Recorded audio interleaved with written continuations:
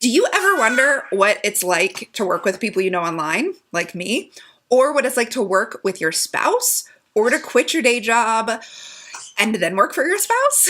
Today, we, both me and my husband Jay, are going to answer your questions. We are streaming this live on the Starship, and we have our new foster babe with us right now. Things are changing all of the time, so she may or may not be with us by the time you listen to this, but if you hear baby mewling in the background, she is good and happy. She's just here. Welcome to Explore Your Enthusiasm, episode 253 with me, Tara Swiger. And me. This is Jay Swiger. Yes. Today we're answering your questions that you asked in the Starship and over on my Instagram. I'm at Tara Swiger on Instagram. If you're not following me there, you're missing the chance to ask questions. So let's start with a question by Lauren Barber. Her Instagram name is by Lauren Barber.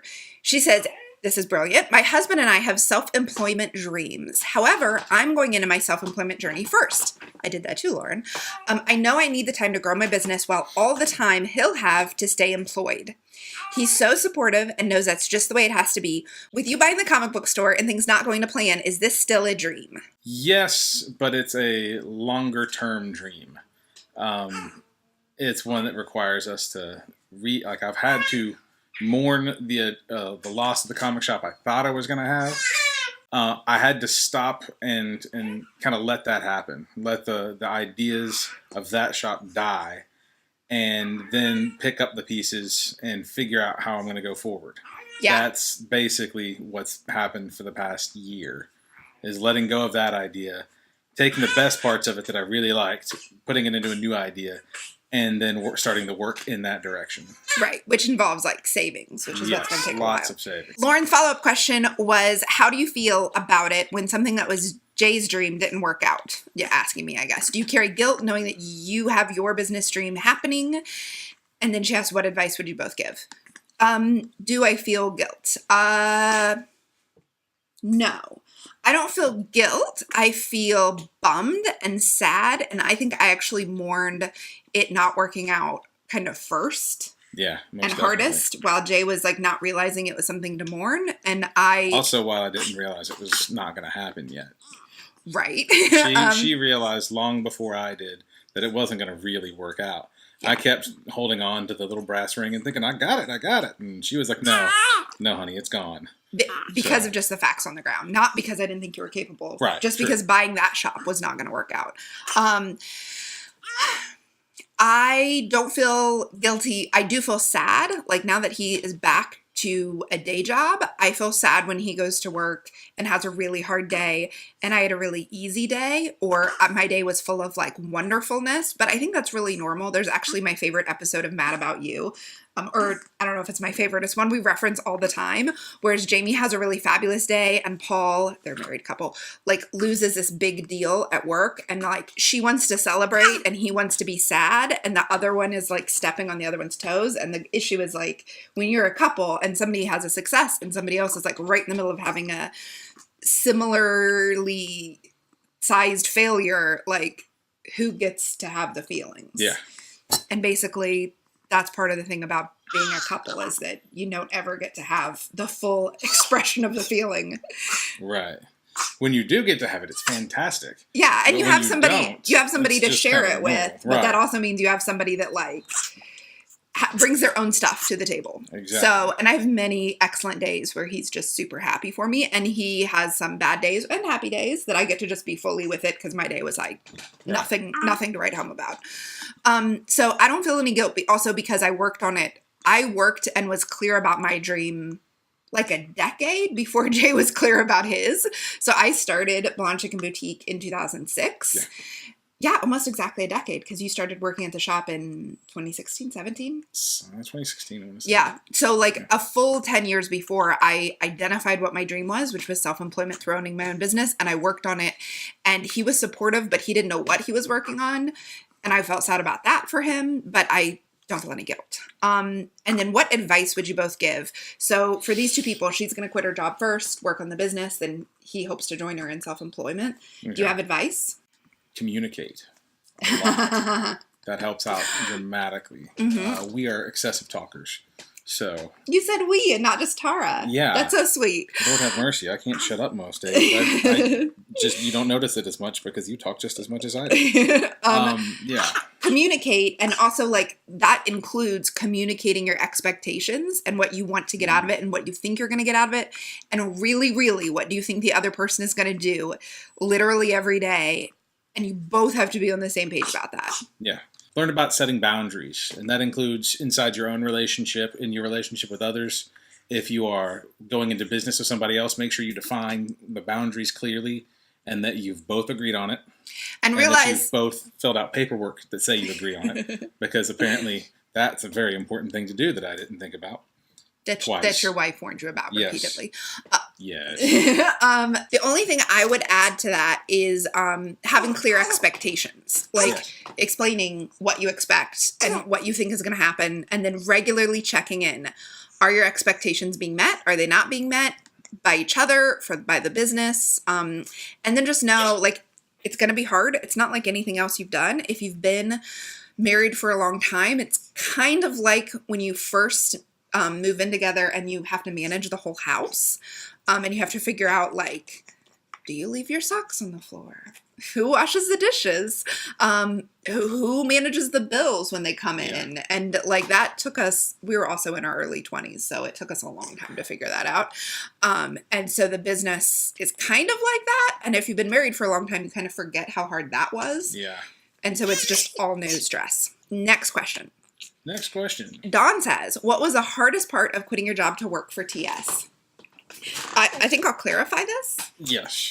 So Jay didn't quit his job to work for TS. He quit his job. He was already editing my podcast. And so you guys know, TS is just what we call the business because it's taraswiger.com, which is just weird to say over and over. He was already editing the podcast, and then he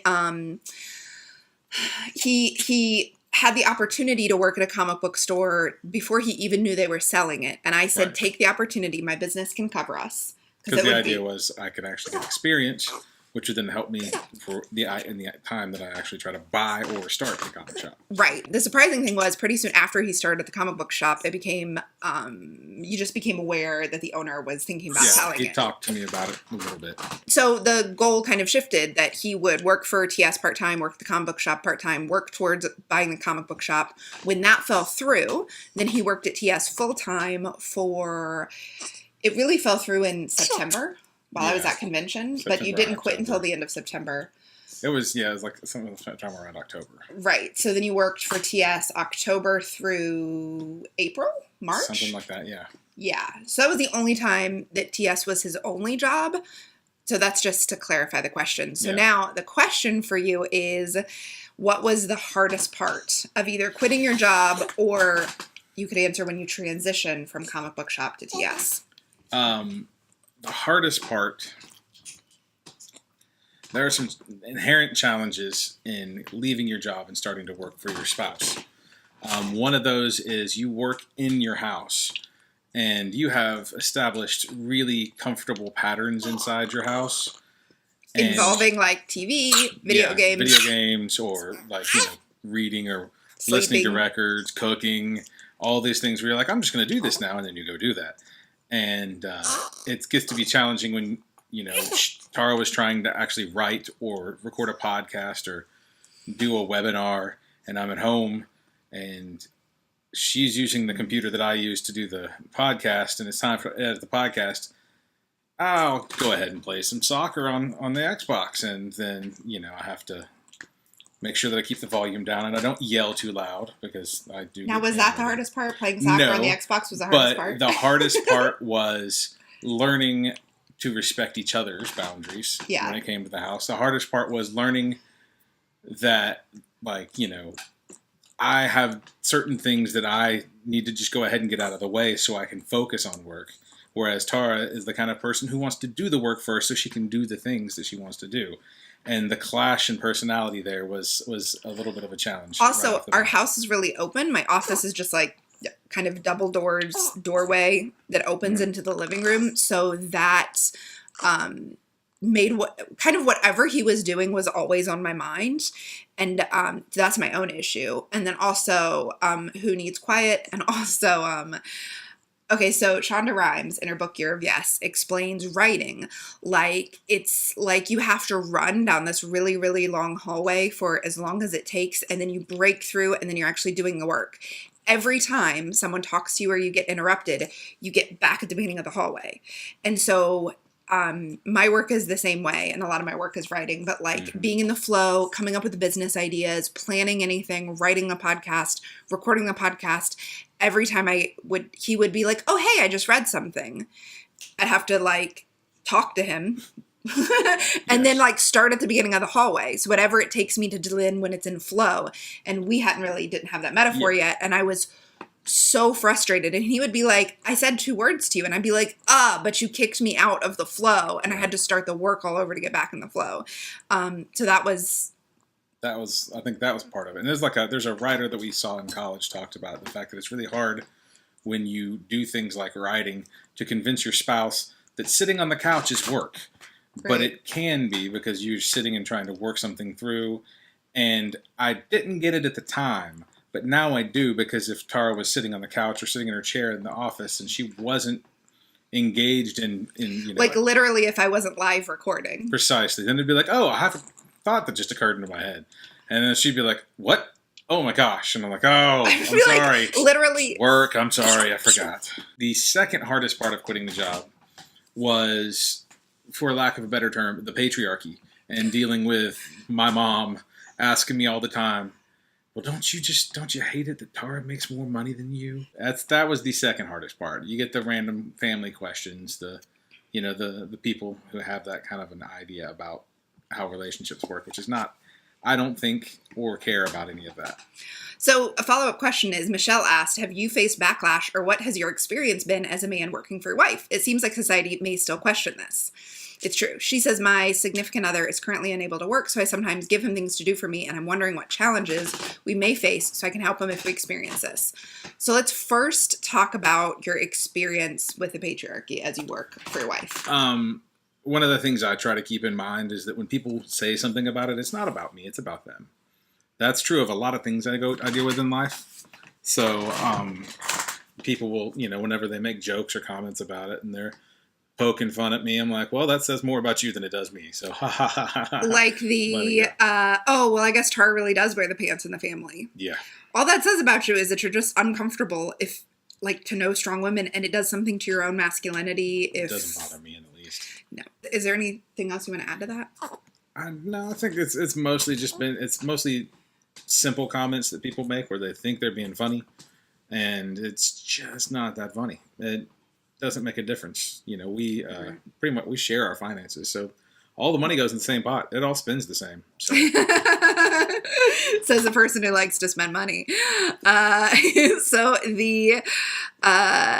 Dawn also asked, do you have plans for the comic book shop still? And I think we talked about that. Yeah. It's changed from picking up where it was somebody else's work to maybe in a couple of years starting my own shop, changing some of the plans around how the shop is set up, because it's more of my shop than taking over for somebody else. Yeah. But I'd say we're probably 2 to 3 years.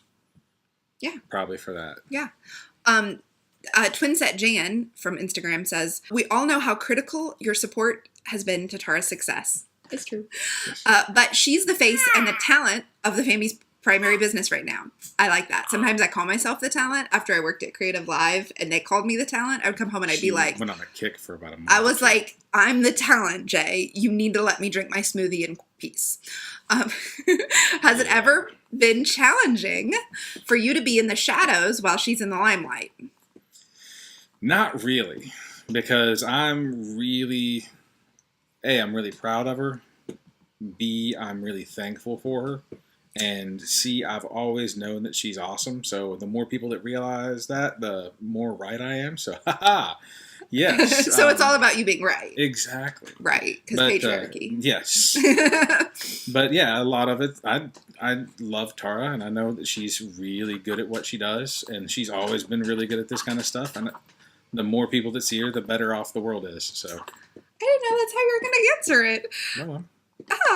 The thing is, Jay also has had his own things where he's been in the limelight.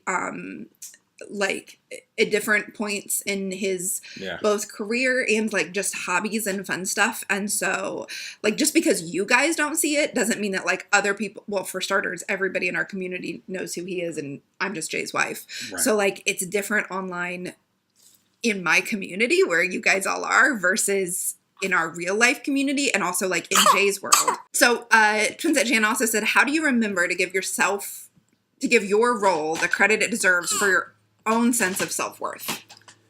I think Tara does a really good job of showing me that the stuff I do and have done has been very beneficial and very helpful. I don't really need public acclamation as long as I've got the right people telling me that I'm doing a good job. And Tara's really good about that. I don't need to win an award for anything that I do. I just need to know that she appreciates it. That's all. Are you saying that because at Midwest Craft Con they literally gave me an award? No, no, that's not it. But I mean, Yeah. So the other thing is, I think that a big thing is like your sense of self-worth has never been grounded in what you do. Yeah, and it's not grounded. Actually, I don't know how to say. I've done a lot of things in my life that I'm confident and happy with. And I've always, like, we've had our separate hobbies and our things that we do together. And the things that we've done separately, I've been as successful as I wanted to be in them. And with the exception of the comic shop, it's just a matter of time. So I didn't need any kind of fulfillment through work. That's been a little bit different in the past year since I haven't had the comic shop. But for the most part, that's the way it's gone. Yeah, So. and I feel like you've always been a person that found your self-worth more in the kind of person you were. Yeah. Like you get disappointed in yourself if you're not the kind of person you want to be, not if your job is like. It's very true. Yes. Yeah. So that helps, which is not true for everybody, obviously. Back to Michelle's question, because Michelle asked a couple. Michelle met Jay when he came to Midwest Craft Con with me in Columbus. Fun and she said, how have you helped behind the scenes in the biz through the years? Because you've had a lot of different roles. What jobs have you done, and how has your role changed through the years? When Tara first started her business, when we were first year after we were married, really. She started Blonde Chicken Boutique. I went to community college. I learned HTML coding, CSS, and some basic stuff at community college so that I could build her website for her. So we didn't have to pay somebody else to do it. And I figured that's a better long-term investment than, Since then... Wait, we have to just say that since that was 2005, 2006... Yeah, we moved here in 2006. So you took those classes in 2005. Yeah. The internet completely changed. How you build websites completely changed. So you doing HTML and building my website by hand in HTML was absolutely the best investment then. It was a great investment at the time. But the changes in the internet, it's really hard to keep up. Well, yeah, not only that, but now there are things like WordPress and Wix and... Yeah, so you don't need to learn most of that stuff anyhow. Somebody else can do it for you cheaply. Right. So when he made my first website, Etsy didn't exist. I had my website for 2 years before Etsy started, and then I had it for a year. I put my stuff on Etsy in the very, very beginning of Etsy, but there was no way to put Etsy on your site. So my site was like, go to Etsy, hyperlink. Yeah. Because before that, it was PayPal buttons, not even PayPal buttons. It was just like email me and then my email address, which, shocker, I made no sales from that website. No. But it was beautiful. And it's the best I could do for the time. It was beautiful for 2005. Yeah. And it was such a labor of love for you. Yeah. So what have your other roles been? Since then, I'm kind of moral support. That's the number one role that I've done over the years. Yes. Idea bouncer. Yeah, we talk a lot about the different things that she's read or the ideas that she has for podcasts. Or the ideas you have for podcasts. Sometimes we'll be in a conversation and he'll be like, this is a podcast episode. And so I'd make a note on my phone. Yeah. And it's a lot of like idea bouncing constantly. There's also, I've done a lot of graphic design for the website over the years. Not in the last 4 or 5 years, but previously. I mean, because you guys remember it's been since 2006. Yeah. So, I did a lot of graphic design, a lot of basically just throwing together images and things like that. Right.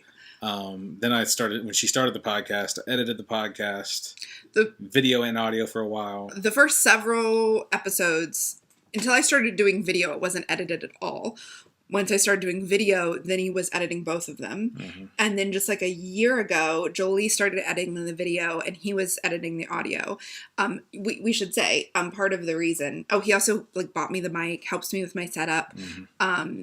He used to. I encourage her to take actual investment into her business. Yeah. Because Tara is kind of like, she does not like to spend money that she doesn't necessarily see a reward to, but I see the positive in the long run. So we're not using a microphone this episode. Nope. Other than baby noises. If you can tell a difference between this podcast and other ones, it's because I usually have the microphone that he got. He had audio experience because he worked in his high school radio station. My high school had a radio station. I had audio video classes that I learned photography, filmmaking, all kinds of stuff like that. I was very lucky in that high school to have that. I thought that's what I was going to do with my career until I got to college and learned otherwise. So, yeah, journalism is not the same as like broadcasting radio. And so what jobs did you do? And then how has your role changed? We talked a little bit about that.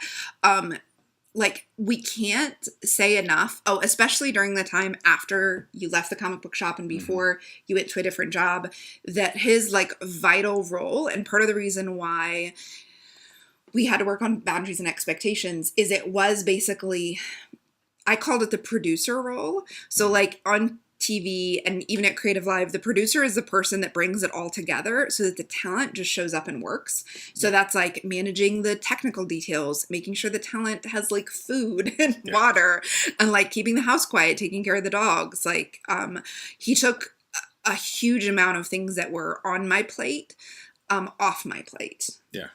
And they were also that are like super frustrating because it's a small detail. Oh my gosh. Throws you out of focus for the whole thing. Right. So such as babies crying. Right. But so now his role is idea bouncer and we are still always working on the things that are on each other's plates. So we're still always rearranging what's on our plates and who has what responsibility because his job now has longer hours than my job. Because I set the hours for my job, but mine has more like, I need a different state of focus than you do. Yeah. Like you can just go to work and do your job. You don't have to like run down that long hallway before you get to any productive work. No, there's sometimes where I feel like I'm running down a long hallway. Right. But like you don't, it's outside the home, which means that you aren't tempted to do the dishes while you're at work. Right. Exactly. Ever. And then Michelle asked, what's it like working for Tara? It's for the most part fun because she's a very lenient boss, fairly relaxed. She does get a little grouchy if you don't finish your stuff on your deadlines, but that's okay. It's kind of the point of being a boss. I mean, I don't really have any complaints. We talked about the expectation and boundaries thing, which was the hardest part for us.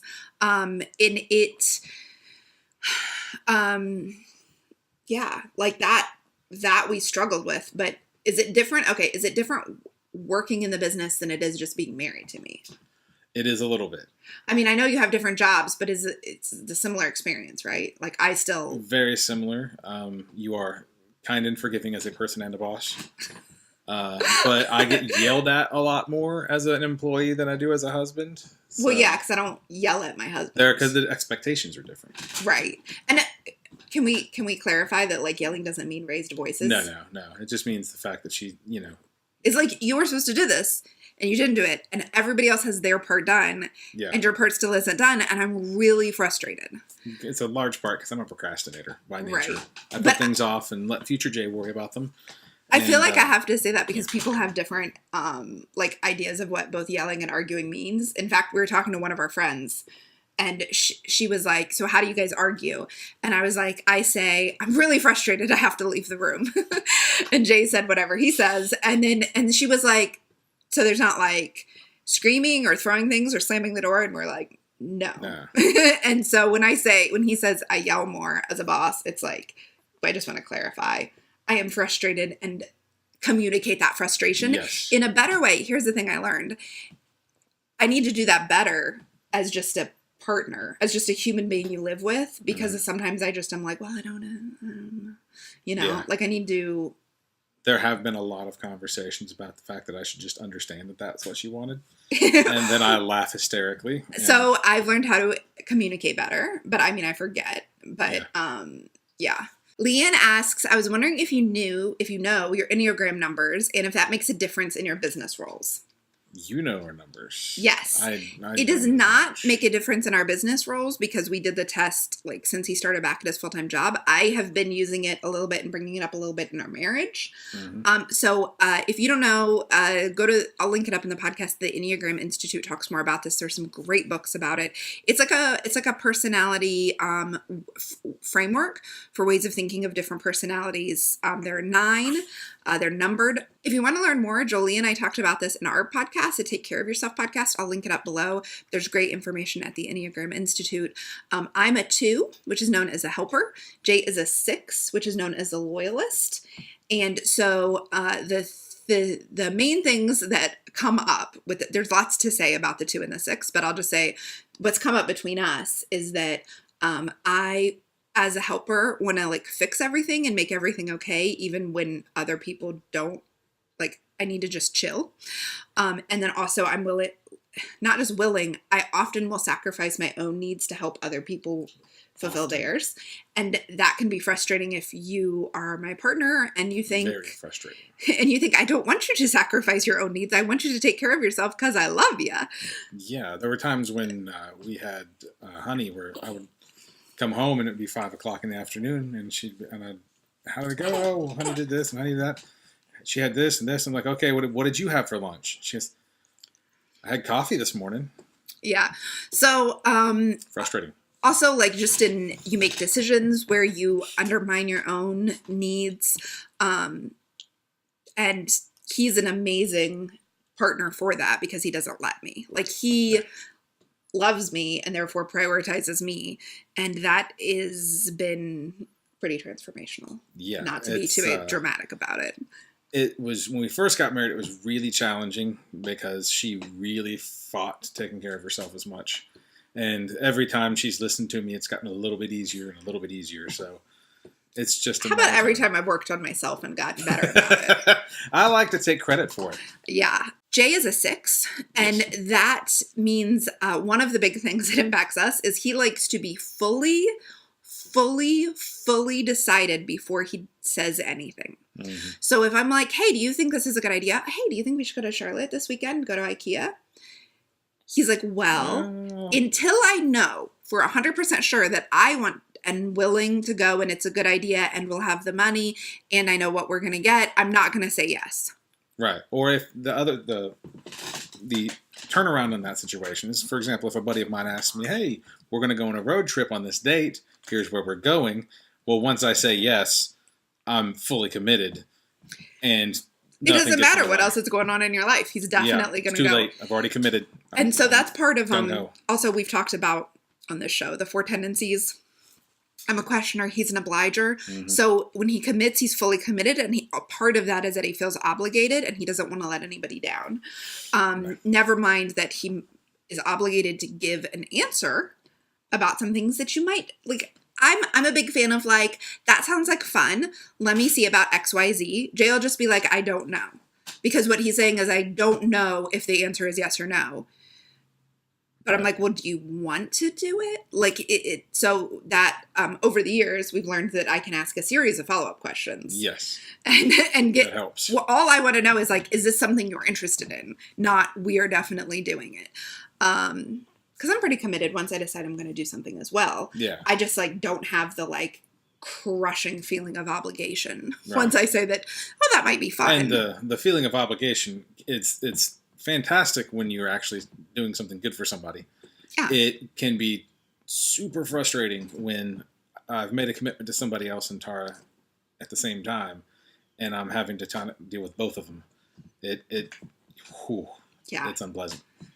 It really ties him up in knots. So also the 6 is known as a loyalist. He's the most loyal. That's part of, like, that commitment thing. Like, if he says he's going to be there. Which makes him amazing as a partner. Mm-hmm. And we also work really well together. I think the Enneagram Institute says about how a 2 and 6 work together. And it's like they are both committed to the other person, me because I'm a helper, you because you're committed to whatever you're committed to. Right. And so, like, it can lead to a really great kind of working partnership. And working isn't like the practical stuff. We get it done. We do it for each other. And then I forget what the downsides were. I don't know. There are no downsides. We're perfect. It's fine. And then let me see. Oh, so Leanne asked, how are you adjusting Jay to working full time on top of the Starship, the oils, and the fostering? Meaning I have two businesses. I have my TS business, which includes the Starship and the podcast, and I have my doTERRA business, which is helping people find essential oils and natural products for their life. And then we are foster parents. There's a baby in my arms right here, if you're watching on YouTube. Yeah. How are you adjusting? Poorly for the first little bit. Like back December, January? Yeah. Right when I started back to work, it took a little while. Well, now that was back in April. That was a year ago that you started back at work. That's right. Yes. Okay. I can't remember when. I just know that I've been there. It feels like forever. But yeah, it took me a while. I've had to do lots of things to slowly get better with everything. Because as we talked about in the beginning, mourning the comic book shop was like a process, like any dream you have that then you let go of, which also saying goodbye to foster babes. Mm-hmm. That's also been super challenging. That's a mourning process because you have to let go of the dream of that family that you guys created, that you knew was a temporary family. But still, you have connections. And you created the dream of it, just the magicalness of it in the moment, even if you didn't think it was going to last. There were a lot of little challenges. There's lots of little challenges. Because juggling lots of cats right now. Having a full-time job is its own full-time thing, but I'm usually really good about being able to come home, relax, and let go of that for the most part. It's been harder because we have more things going on. When you get home, get home, take the baby. Yeah, it's before I can before we did the fostering, before we did the oils, when it was just me working a job and Tara doing her thing. I would come home and I would unwind with maybe like 20 minutes of video games. And then I'd be like, all right, cool. I'm ready to just come. Like, I've got that out of my system. I've disengaged from work. What's going on? Since we've had the oils and the plural kids, the 3 different kids now, with this one included, there's no like, hey, let me just take 20 minutes to sit here and disengage from my job. Because as soon as I walk in the door, it's like, you got to walk the dogs. You got to take this kid. I need a break. Give me some time. And basically you're describing parenthood. Yeah. All the parents are nodding and going like, exactly. Yeah. And that every new thing was a little complicated. It threw some wrenches in our gears. Do you mind me saying, like, I think that change is much harder for you? Oh yeah. Like he grew up in a super stable home with very few changes over the whole course of your childhood. Yeah, the one big change was the one that like brutalized me for years.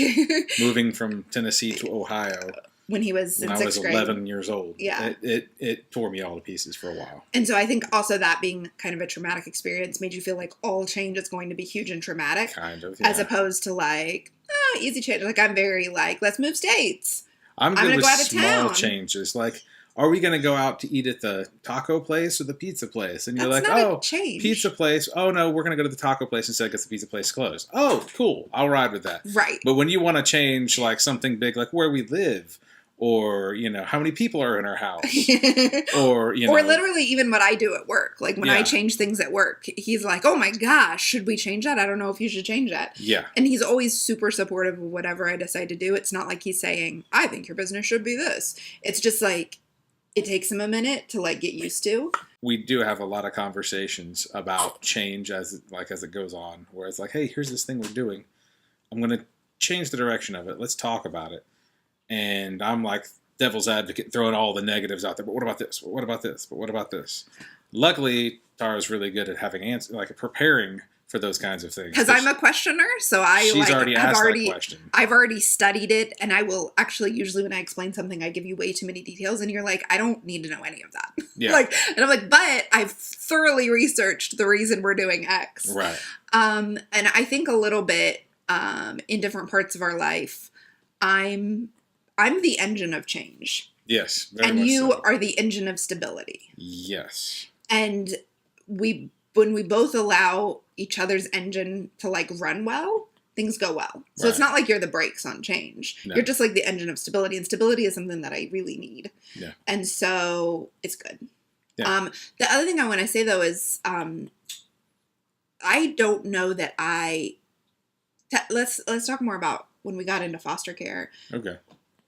We'd already talked about it a little bit. Mhm. We talked about doing it when I was done doing the travel for doTERRA. Right. And so then when I came to you and I said, hey, it just hit me today. Now is the time. And I looked at the classes and they start in May. You said, Okay. right. So you weren't like, I don't know, that's a big change. Well, I kind of we'd talked a long time ago when I think it was like after we've been married, what? We lived here. Because So we it'd been did it like- at Holy Taco. It'd been, see, we're going to be married 15 years this year. So yeah, it's like 5 years ago. When we talked about in 5 years, if we don't actually have kids, then we can talk about adopting. What you said is my 35th birthday. My 35th birthday came and went. Yes. And so it was actually, though. I'm not good at change. Right. But he didn't at any point put the brakes on it. Like, I just want to be clear about that. You at no point were like, I don't think we should do this. You literally at every stage have been like, yes, let's do it. We had the really good conversations after certain foster care classes where we were like, whoa, reunification is a bigger part of this than we thought. We've had talk during placements being like, this is super overwhelming. Yeah. I don't like it. I don't like the overwhelmingness. But at no point have you been like, I don't think we should go this direction. And then I was like, we're doing it. It's kind of actually the thing about how we work is usually what ends up happening is if there's going to be any kind of shift or change in things, Tara's the one who initiates it. And then basically I come barreling down, pushing once we're in that direction because I'm just like, okay, we're doing it. And like, I'll have a lot more self-doubt and you'll be like, no, man, we're doing it. Yeah. We're doing it. Let's go. Let's do it. We're already started. Now we're going all the way. Right. So, Right. Because you don't ever doubt me. no. It's crazy. You should. Okay, so we've got a couple more questions. Michelle asks, what factors have influenced you in choosing to rent over own a home? Well, that's a lot Can of I say? small things. Yeah, go ahead. The down payment. Mm-hmm. So a couple years ago when we looked at buying a house, we didn't buy a house because of I'm self-employed. And so I was really afraid that our finances wouldn't make us look good. Not only am I self-employed, but I'm most of the income our family makes, and that is irregular. And however, in the comic book process, we realized that I guess the way to say it is like my business success translates to banks. And so they thought we were a good... No, they love Tara. But every one of them I was just amazed at Tara. Yeah, so which was a total surprise to me. But our numbers actually looked plenty good for that. Yeah. At this point, I feel like the financials are probably in order to buy a house, but we really like where we rent now.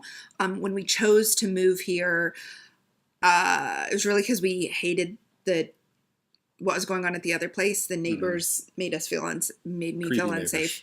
And this house, actually, we had known it was for rent 1 year before, and I used to run in this neighborhood all the time. So as soon as I ran past it and the house said for rent, I called.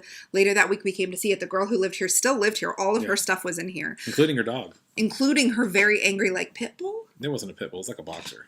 Okay, well, it seemed bit pit bullish to me.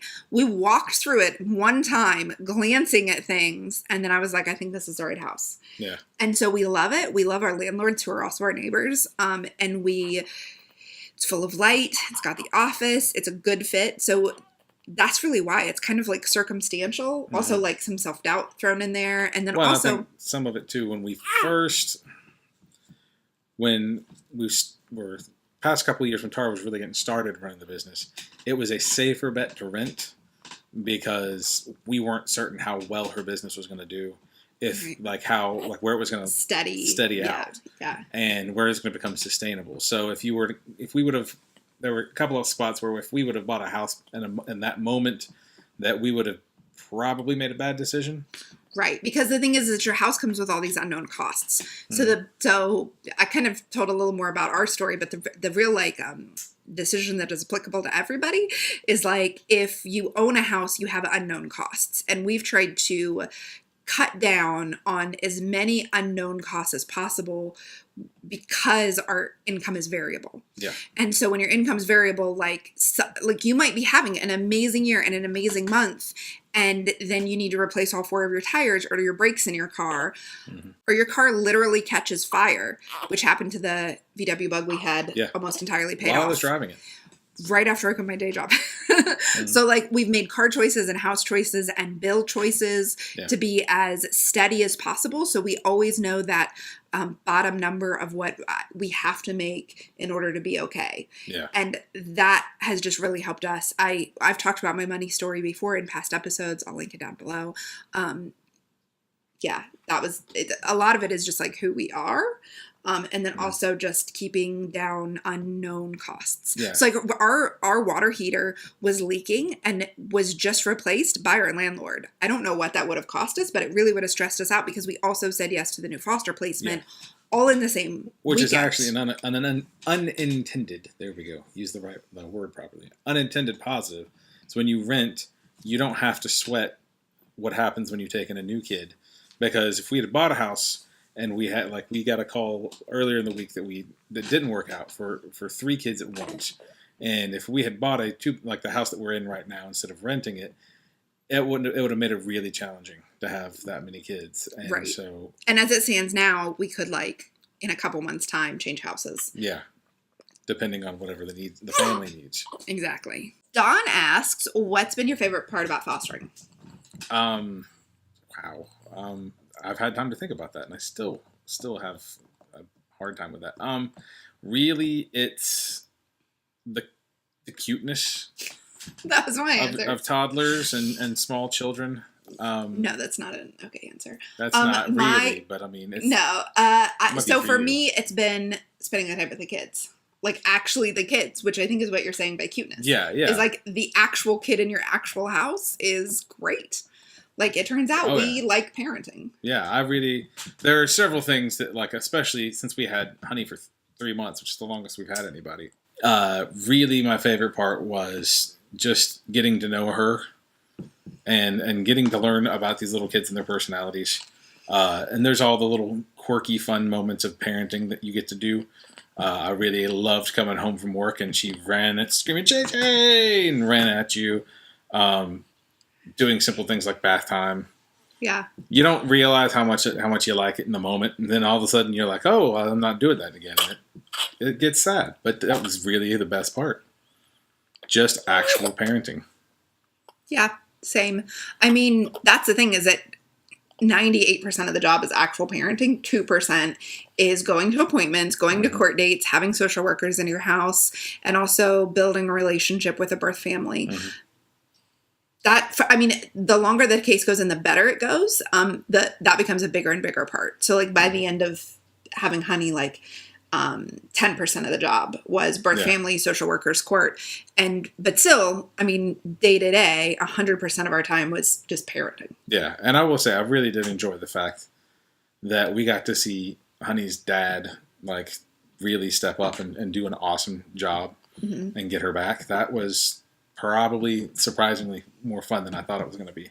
Yeah, it's like the actual fostering, the fun part is parenting, but that whole experience, the best part was watching someone, I'm trying to think how to say it, change their life and also become our friend. We have a relationship that we didn't have before. 3 relationships now because Honey and 2 of her birth family are our family now. Yeah. We're auntie and uncle to Honey now. Yeah. So that was I keep saying that we got into this to grow our family, and we just grew our family a different direction than we thought. We thought we were going to grow our family tree down into progeny, and instead we grew it up into aunts and uncles, cousins. I've already got so many aunts and uncles. What's one more? That's great. Throw some more in there. Yeah. The more the merrier. Exactly. Okay. So the last question is from Leanne, and she said, "What advice would you give a married couple looking at working together?" Talk about everything. All the time. Never stop. Yeah, because it really helps that, we communicate excessively to each other, all our thoughts and feelings all the time. because there's no question marks or variables really thrown in. Sometimes we have some things, but well, because when we stop communicating something that's bothering us, that's where all the question marks and variables come in. Like that's where we struggle, is if I thought something and then held on to it for 2 days, that's going to end bad. Yeah. And there have been several times where we haven't talked about things, and we've had difficulty because we didn't talk it out. Exactly. It got worse. Yeah. And harder and more messed up because we didn't talk about it. Right. Yeah. Exactly. I don't even know what particular incident you're thinking of. Oh, there's all kinds of stuff. No, I mean, you don't have to share it with them. Yeah. I'm just thinking there are so many. Yeah. There's tons of things where one of us didn't talk, and that was where the real conflict came out of, is the fact that we weren't open about our feelings or our thoughts about something. Yeah, I guess that would be, I mean, what the things we said about knowing your expectations, clearly communicating your expectations, communicating what's going on. Also, I think the big thing I always want from you, and you give so freely, that I got to work on giving it better, is like grace. Just like, the word isn't really forgiveness. It's just like some leniency for making mistakes or losing your temper, or, I mean, you give it to me, losing my temper. Just grace to like figure it out. So it also applies to fostering, because with this placement, because we'd already had the other experiences, I knew I just needed to give you more grace to take the time that it takes you, because we work in different ways when it comes to the kids as well. Yeah. And that was a big thing with work, is like you giving me the like, if I lost my temper because you interrupted my flow, you just being chill about it. And, you know, if you were having a hard time getting tasks done on the timeline, like, being chill about it. The thing is, like, giving each other grace is not the same thing as not talking about your unmet expectations. Right. You got to talk about them, but also be like, okay, I understand where you're coming from. I understand what happened there. Or just like, I definitely need you to fix this in the future. Let's talk about how to fix it without freaking out about what just happened. Right. That's my like main marriage tip, period. Yeah. And I would just say, allow space in the same vein, right? Yeah. Like allow the person you're married to have enough room to be upset about something, and not have you nipping at their heels the whole time. Yeah. And just like something we were teaching the toddler is like, it's okay to have feelings and it's okay to express your feelings, but it's not okay to splash your feelings on other people or make them responsible for your feelings. Exactly. So like it's okay to be whatever, super frustrated or annoyed or whatever, but it's not okay to hurt another person when you're having those feelings. No. And that is just like, I mean, you just have to do that with every relationship in your life, you know? Mm-hmm. Let the other person have their feelings. Not just, it's okay for you to have them, but it's okay for the other person to have them. It doesn't mean you need to like get involved in the swirl. Right, exactly. Jay's great at that. Yeah, he's super chill.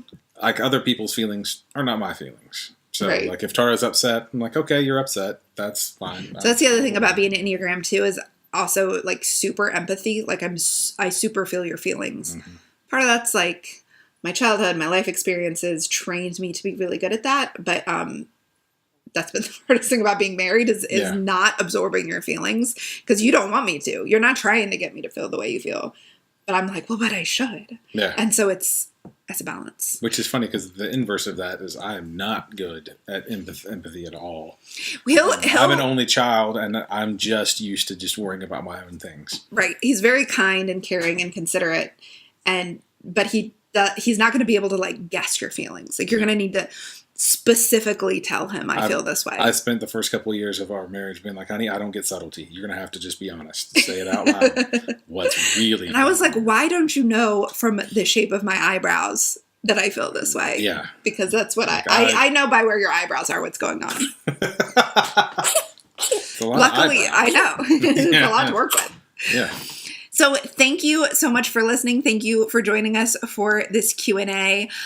We have had a great time talking. Mm-hmm. His answers made me love him even more. So thanks. Well, good. I hope this was helpful in your business. I know not all of you are going to work for your partner, with your partner, or even care to. But I think there's a lot of misconceptions about what it means when we say we work together. Yeah. And also, of course, I only Instagram the times when I'm really loving him. So... Hopefully that's probably for the better. Well, you know what's funny is people always say, where's Jay? I haven't seen him on your Instagram in a year. So I just realized that made it seem like. Anyhow, thanks so much for listening. We hope you have a very enthusiastic week.